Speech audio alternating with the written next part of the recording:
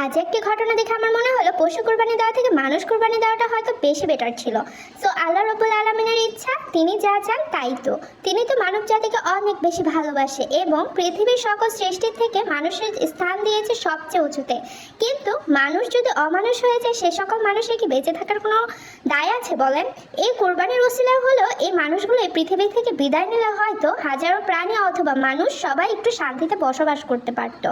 আমি কেন এই কথাটা বলছি সে ঘটনাটা আপনাদের একটু পরেই আমি দেখাচ্ছি। এত বড় কথা বলার সাহস আমার নেই, কিন্তু এই ঘটনা দেখে মনে হলো পশু কুরবানি দেওয়া থেকে অমানুষগুলোকে কুরবানি দিয়ে পৃথিবীতে একটু শান্তি আনাটা প্রয়োজন। এত বেশি অমানুষের ঠিকানা হয়ে গেছে এই পৃথিবীতে, কি আর বলার ভাই। সো হ্যালো এভরিওয়ান, আসসালামু আলাইকুম, আমি সৃষ্টি। আজকে সকালে যেহেতু নুডলস রান্না হয়েছে, আর নুডলস আমার আজকে সকালে সেমাই রান্না হয়েছিল। সেমাই আমার খেতে একদমই ভালো লাগে না, মিষ্টি জাতীয় খাবার খেতে একদমই ভালো লাগে না, যার কারণে